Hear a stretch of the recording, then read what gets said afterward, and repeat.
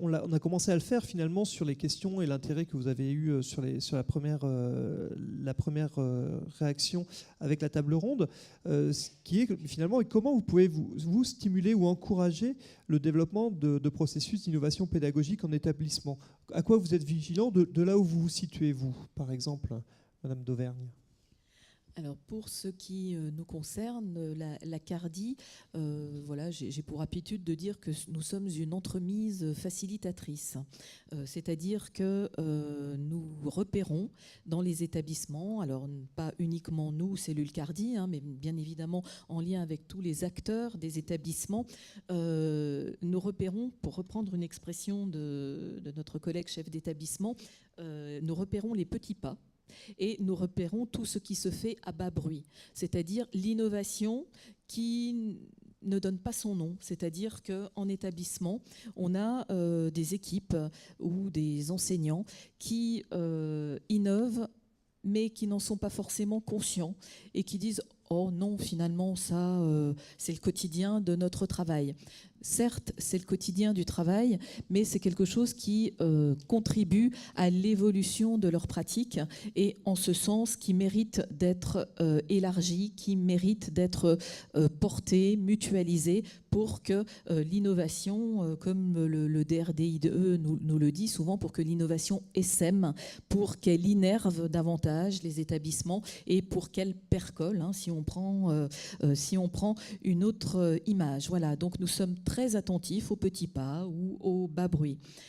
Par ailleurs, alors là, institutionnellement parlant, tous les ans, nous faisons un appel à projet innovant ou expérimental, donc qui part évidemment du recteur avec quelques priorités. Cette année, nous avions comme priorité la réforme du collège, donc nous envoyons cet appel à projet dans les établissements. Nous recueillons ces projets. Pour vous donner une idée, l'année dernière, je me tourne vers mon collègue de la cellule CARDI, nous avions recueilli à peu près 80 projets pour l'académie et nous sommes sur une dynamique vraiment ascendante depuis plusieurs années, donc ce qui montre que l'innovation, elle prend en établissement et elle n'est pas forcément, et sans doute ne faut-il pas d'ailleurs qu'elle soit injonctive, que nous travaillons par top-down, comme le dit le ministère de l'Éducation nationale,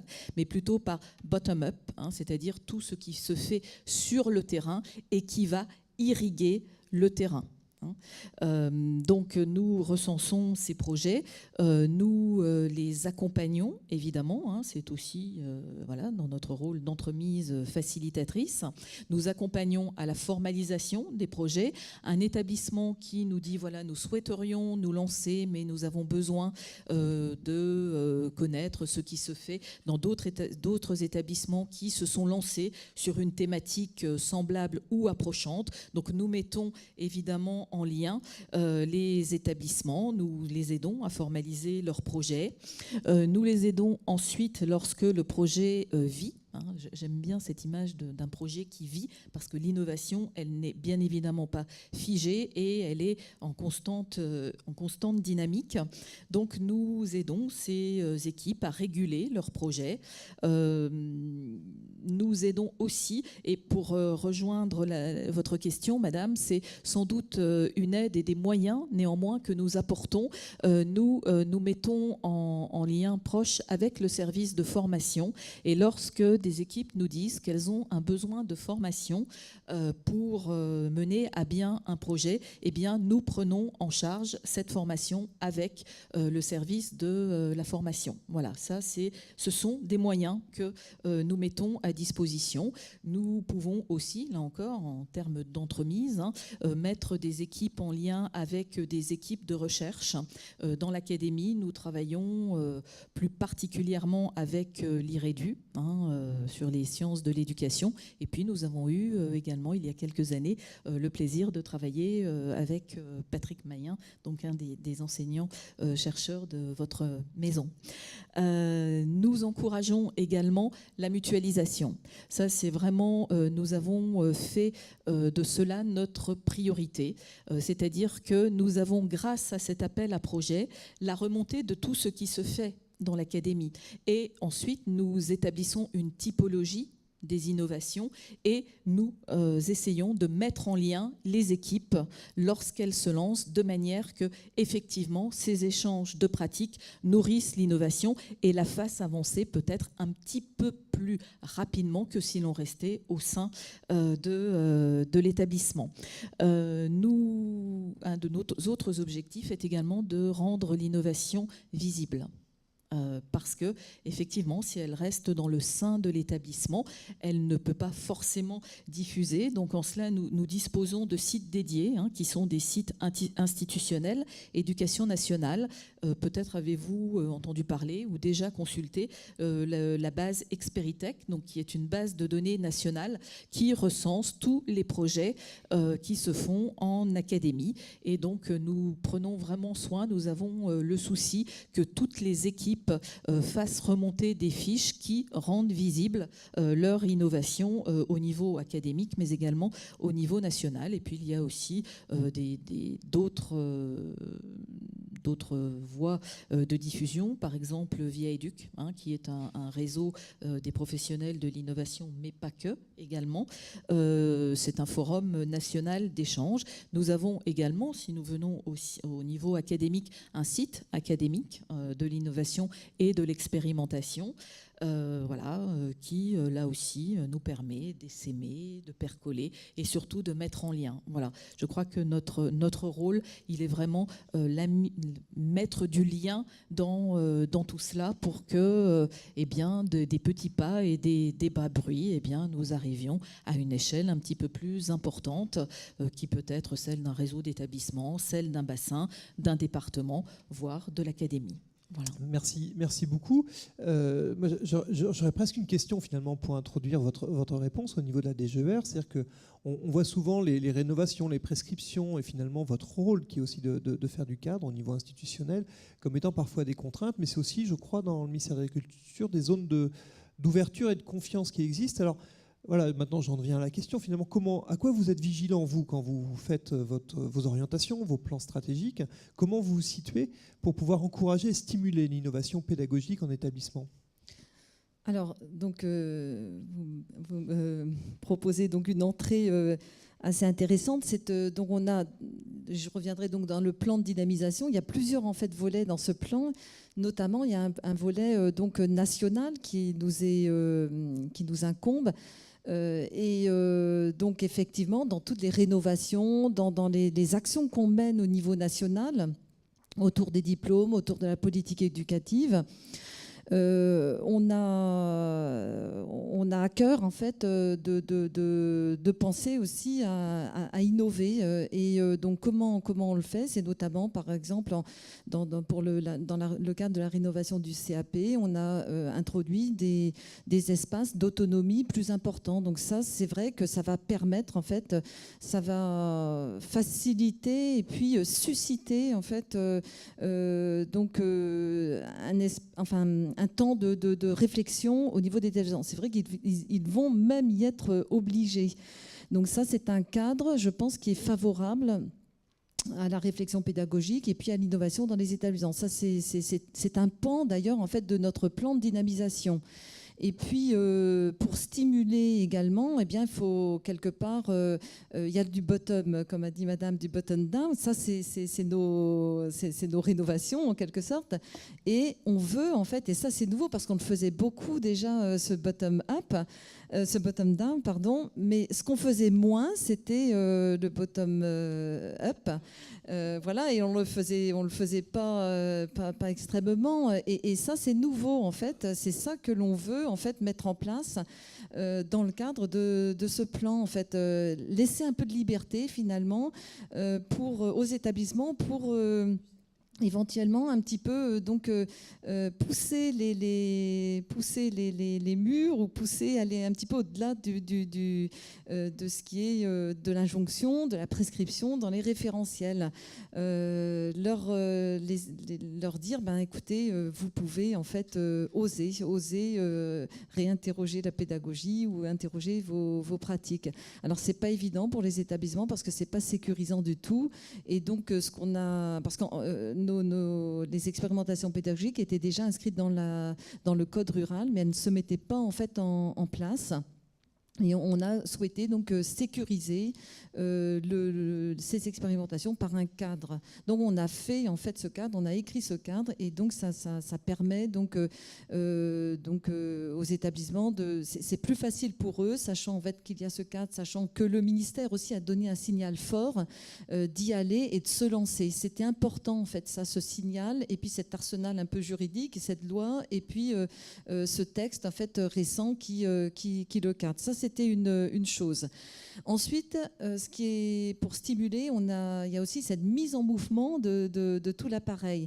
C'est-à-dire que cette synergie d'action entre nous, institutionnels, administratifs, qui décidons des orientations, et puis la sollicitation de la participation de l'inspection de l'enseignement agricole. C'est important. C'est vrai que les inspecteurs, ils sont proches également des enseignants, ils maillent le territoire. Et puis le DNA. Le dispositif national d'appui, on a sollicité également les écoles donc, du supérieur en charge de l'appui pour nous aider, pour justement en fait, travailler autour de cette valorisation, quelque part cette lisibilité, mais cette valorisation. C'est important aussi pour les établissements qui sachent que derrière, ils vont peut-être être valorisés dans leur travail, parce que c'est conséquent le travail qu'on va leur demander, c'est du plus, même si heureusement il y a des espaces, comme on a dit, mais c'est quand même un effort supplémentaire de se remettre en question, c'est pas évident. Et donc pour que le plan réussisse, il faut aussi que derrière il y ait une reconnaissance du système et une valorisation. Et donc on va travailler, le DNA va donc à commencer par le site, la création d'un site qui va afficher, qui va donc montrer un certain nombre en fait, des expérimentations ou des innovations qui se sont déroulées dans les établissements, avec des résultats, parfois c'est bien, parfois c'est très bien, peu importe, en fait c'est la démarche en fait, qui compte pour nous. Et l'étape à l'heure actuelle, parce que si ça reste au niveau national, ce bottom-up ne pourra pas se mettre en place, il faut une animation au niveau régional, comme donc chez vous, donc vous avez mis en place les CARDI. Nous, on structure en fait le territoire par la désignation. On a demandé au DRAF de désigner des référents innovation pédagogique, donc qui sont dans la salle aujourd'hui, et que l'on est en train donc de former. On est en train de monter quelque chose, donc si vous voulez, d'action et de cohérence d'action entre donc l'ensemble en fait de tous les acteurs de l'appareil. Voilà un petit peu ce que je peux dire. Donc oui, dire aussi que ce qui est important, c'est que il y a toute cette structuration, ces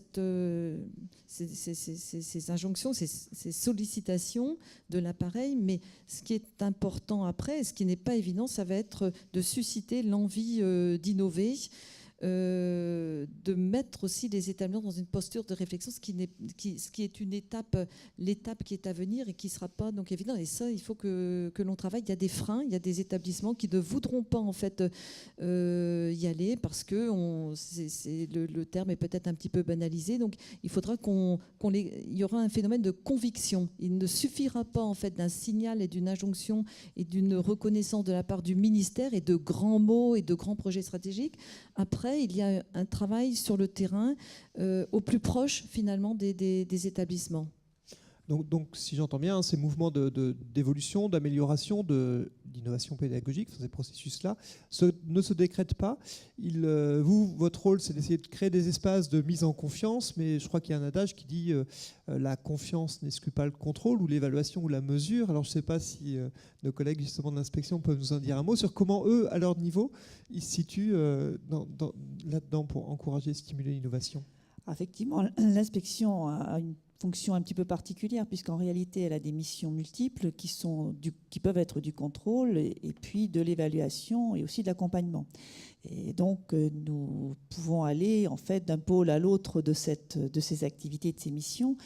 Sur le terrain, c'est pas toujours très évident pour les acteurs, les enseignants, etc., de bien identifier finalement que l'inspection n'a pas justement simplement un rôle de contrôle, mais qu'elle a bien d'autres missions qui sont tout aussi importantes. L'enseignement agricole a la particularité aussi au niveau de l'inspection, mais ce qui est vrai aussi à l'éducation nationale, d'avoir quand même deux types d'inspecteurs, des inspecteurs pédagogiques d'un côté et des inspecteurs des établissements et des missions, et les deux sont concernés par l'innovation pédagogique, pas seulement les inspecteurs pédagogiques. Et comme le disait Joël, l'inspection en maille le territoire, elle est sur le terrain, elle observe les pratiques, elle observe les organisations, et à ce titre-là, donc, elle peut jouer effectivement un rôle à la fois pour stimuler, encourager les pratiques. Je reviendrai peut-être sur une opération que nous avons, un certain nombre d'entre nous, suivies. Ce sont les opérations pilotes dans le cadre de la rénovation de la voie professionnelle, qui nous a montré à quel point la présence de l'inspection dans ces dispositifs a été une occasion de donner aux équipes la possibilité de s'autoriser à faire des choses d'une certaine manière, et d'autre part, par l'évaluation, de donner de la valeur, c'est-à-dire de revenir au sens étymologique de l'évaluation, qui est bien de donner de la valeur. Et ça, ce sont deux choses, deux aspects qui me paraissent importants au titre de l'inspection. Je crois aussi qu'il faut aussi que l'inspection arrive à déconstruire un peu, de la part des personnels sur le terrain, les attentes supposées de l'institution, et de faire en sorte de montrer que, en réalité, les établissements, les équipes disposent de marge de manœuvre en matière de mise en place des enseignements, de mise en place des organisations qui sont bien plus étendues que ce qu'elles prétendent souvent ou dans lesquelles elles se limitent souvent. Et il y a là donc un espace en fait possible justement d'innovation qui est relativement important. Alors l'inspection, comme l'a dit Madame Dauvergne, c'est aussi effectivement pouvoir identifier, repérer des choses sur le terrain, parce qu'effectivement nous avons aussi cette possibilité de le faire.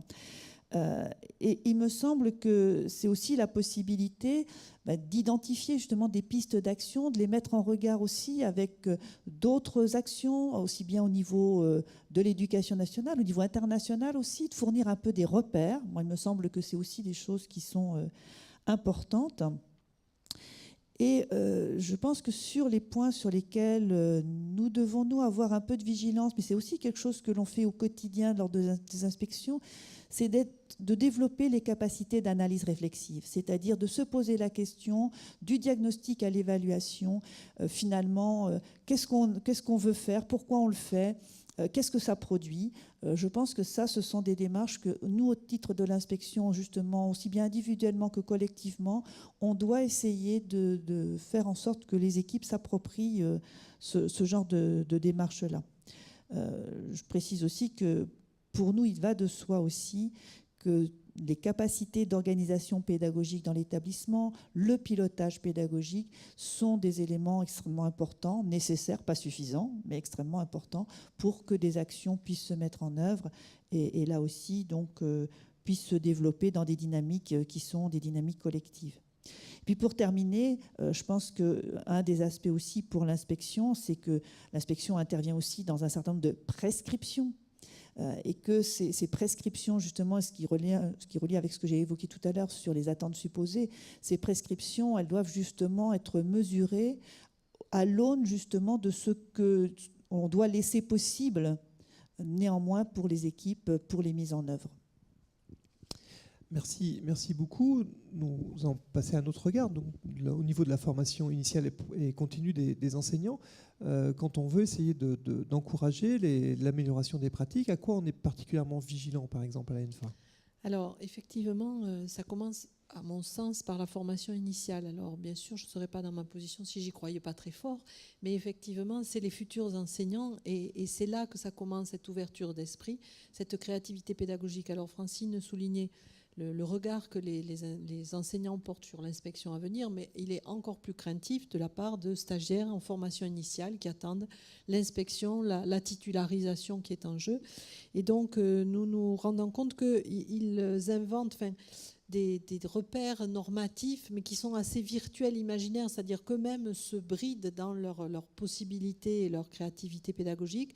Et nous nous rendons compte aussi que c'est dans des espaces de travail collectifs où ils sont entre disciplines, plus forts en groupe que tout seuls, qu'ils arrivent forcément à aller un peu plus loin que la crainte de la discipline, du respect, de la norme. Et donc, on s'est rendu compte, là, notamment à l'occasion de la formation du Master MEF, qui est nouveau pour nous cette année, que ces espaces de travail collectif étaient des terreaux fertiles pour laisser place à l'imagination, à la création, à la pluridisciplinarité chère à l'enseignement agricole ou l'interdisciplinarité. Alors, du côté de l'appui, nous avons aussi un travail qu'on conduit avec l'inspection. Alors, je prendrai 2 exemples parce qu'on ne peut pas citer toutes les actions d'appui, et 2 exemples que je connais un peu mieux. Dans le cadre d'expérimentation type plan national, comme l'expérimentation du BTS ALMD, on s'est rendu compte qu'il y avait besoin d'accompagner les équipes pour mettre en place des dispositifs innovants, par exemple pour favoriser l'autonomie des étudiants dans l'apprentissage ou pour mieux valoriser les périodes de formation en milieu professionnel. Et là, l'accompagnement, il sert de miroir réflexif aux équipes. On apporte des éléments d'information, mais il appartient aux équipes de s'en emparer. Mais pour autant, il faut les aider à ouvrir le champ des possibles et à s'emparer des espaces qui leur sont ouverts. Et puis un autre exemple très fort, c'est l'accompagnement des rénovations, où là aussi on travaille en lien avec l'inspection de l'enseignement agricole. On se rend compte que souvent les équipes ont tendance à introduire ce que j'appellerais de la surréglementation, c'est-à-dire aller au-delà du cadre réglementaire, mais c'est presque une auto-prescription par crainte de mal faire, et qu'on a besoin de travailler beaucoup sur la compréhension du sens, de l'esprit de la rénovation. Et justement, l'innovation, elle est un levier très important pour permettre de s'approprier la rénovation et sa mise en œuvre, et non pas un frein, au contraire, à mettre en place. Donc, c'est un travail un peu de fourmi, certes, puisque c'est au fur et à mesure des rénovations, mais les dernières rénovations, comme celle du BTS Axe avec le Produire Autrement, ou celle du CAP agricole, où il y a des espaces d'autonomie importants, sont vraiment des terreaux importants pour arriver à conduire ce mieux apprenant, quoi. Merci beaucoup. J'entends beaucoup finalement le fait de comment on s'approprie le cadre, parce que vous disiez on est au-delà, c'est peut-être en deçà finalement du cadre, c'est-à-dire qu'on se bride et on se contraint soi-même. Alors quand on est en établissement, quand on est avec les collègues, comment on fait pour essayer d'encourager ça, de le stimuler? Vous avez dit notamment la politique des petits pas, essayer de voir où les feux vont naître pour essayer de les attiser un peu. Comment on s'y prend en pratique, hein? Oui, il y a plusieurs façons. On essaye de différentes entrées. Il y a la question de problématiser sur des situations bien spécifiques qui nous posent problème et sur lesquelles on n'a pas forcément de réponse a priori et où on sent qu'on va plutôt vers une impasse, que de toute façon ça ne va pas aller en s'améliorant. Donc en fait là, voilà, on peut... soit à travers des réunions, soit à travers des instances de type conseil intérieur. Bon, il y a le CEF, Conseil d'éducation et de la formation, qui est un conseil aussi qu'on peut utiliser, qu'on utilise et qu'on va utiliser de plus en plus pour ce genre de situation, pour aussi évaluer les essais, les tentatives, les initiatives. Donc voilà, donc déjà premier aspect, je pense que problématiser sur certains aspects, ça peut être un élément pour lancer une réflexion et derrière une action éventuelle. Alors on n'est pas alors voilà, il y a ça, il y a l'attention portée encore une fois toujours sur le contexte,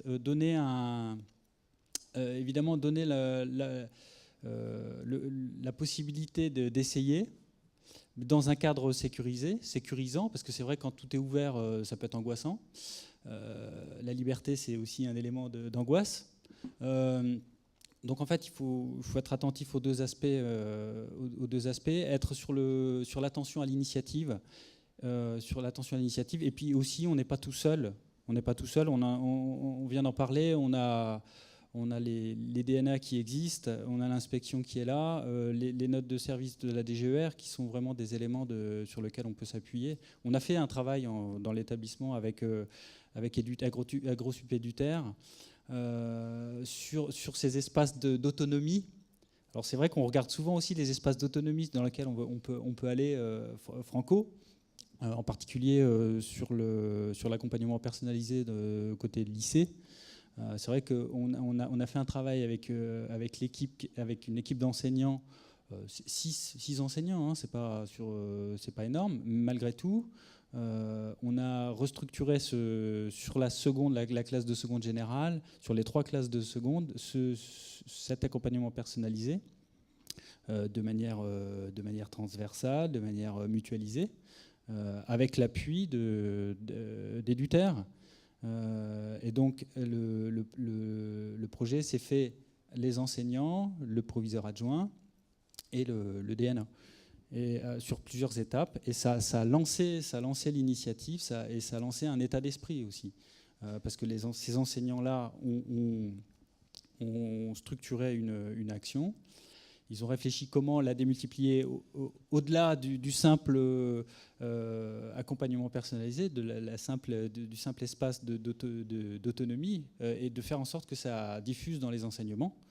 Voilà, donc ils ont créé des fiches actions pour que l'équipe enseignante en prenne connaissance, et pour que tout le monde s'inscrivent dans cette démarche-là. Après, on regarde ce groupe, ce collectif, qui est dans la démarche de la formation continue, qui va chercher les éléments pour améliorer les pratiques pédagogiques. Donc voilà, c'est là-dessus qu'on est attentif. Alors, on est dans le groupe, et on est aussi un petit peu à l'extérieur. On n'est jamais totalement dedans, puisqu'on est aussi l'autorité hiérarchique, entre guillemets. Donc il faut un petit peu jouer sur les 2 tableaux, surtout en tant que proviseur adjoint. Voilà. Après, il faut aussi s'appuyer sur le directeur, sur les instances, etc. Merci beaucoup. Donc, si j'entends votre rôle, en fait, hein, c'est de repérer, d'ouvrir les espaces où on peut justement s'autoriser, avoir de l'autonomie, puis d'aller chercher, donc d'autoriser finalement de faire quelque chose, ensuite d'aller chercher éventuellement des ressources, et donc de mettre des moyens, ou d'aller chercher des moyens pour pouvoir les mettre dans une poursuite et dans une amélioration de ce qui se met en place. Ce que j'ai un petit peu entendu, il me semble aussi, c'est finalement comme s'il y avait une espèce de tension entre est-ce que je suis là pour respecter un cadre, même si je me le représente en fait, plus qu'il ne serait en réalité, ou pour faire apprendre quelque chose à des élèves à un moment donné. C'est-à-dire, est-ce que je suis là pour, en tant qu'enseignant par exemple, pour soutenir les activités d'apprentissage des élèves en priorité, ou pour respecter un cadre. Et du coup, j'ai l'impression que parfois il y a comme une tension qui se fait au niveau des enseignants, où finalement ils ont peut-être des bonnes idées de comment ils pourraient peut-être mieux faire apprendre les élèves, mais que du coup l'idée du cadre qu'ils ont les restreindrait. C'est un peu ça que j'ai compris. Oui, moi, il me semble que c'est quand même quelque chose qui est assez fortement présent dans l'esprit, effectivement, des enseignants, plus que des équipes de direction qui ne sont pas dans cette démarche-là. Mais pour les enseignants, c'est vrai qu'il y a un cadre normatif qui est souvent plus construit que réel, et qui fait qu'effectivement, il peut y avoir des restrictions, finalement, à s'engager à faire des choses, et notamment individuellement. Donc, d'où l'importance du travail collectif qui peut être mis en place. Et puis moi, je voudrais quand même revenir, parce qu'on a beaucoup parlé notamment d'accompagnement personnalisé, des espaces d'autonomie. C'était aussi un constat que nous avions fait dans les opérations pilotes, et sur lequel il faut que, je pense, on soit collectivement attentif. C'est que finalement, on externalise hors des enseignements, je dirais des heures d'enseignement classiques, on va dire, hein, lors de cours. On externalise l'innovation, on externalise aussi la prise en compte de la difficulté scolaire, parce que c'est souvent ce qui peut arriver, voire même parfois avec des enseignants qui se spécialisent un peu. Hein. Il y a l'AP, on la met à certains et pas forcément à tous. Alors que finalement, ce qui se passe dans la classe, en fait, on va peut-être moins le regarder. Donc, tout à l'heure, vous avez évoqué le fait de cette mise en liaison, en fait, entre des innovations qui peuvent se mettre en place lors de séances d'accompagnement personnalisé et ce qui va se faire dans la classe. Je pense que ça, c'est un point de vigilance que tous nous devrions avoir pour éviter justement cette externalisation de l'innovation, ou d'innovation qui serait une espèce de, justement, qui resterait une espèce de cerise sur le gâteau, un peu de côté, quoi. Voilà. Merci. Est-ce qu'il y a des questions peut-être que vous souhaiteriez poser à nos intervenants, ou des remarques?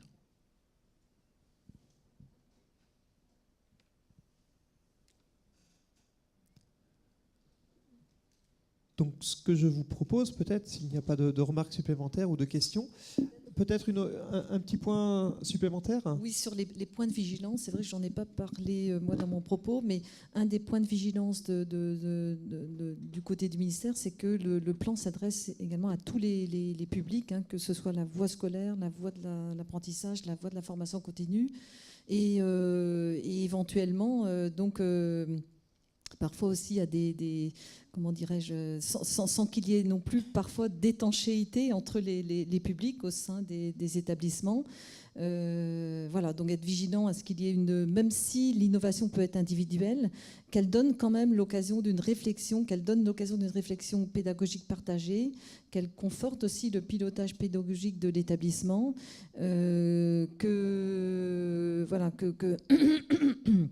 sachant que le Conseil de l'éducation et de la formation, qui a été créé d'ailleurs en même temps qu'ont été permises les expérimentations, favorise en fait ce langage ou cet échange en fait de pratiques entre les différents centres, les différentes voies au sein d'un EPL. Donc ça, on est favorable à cela.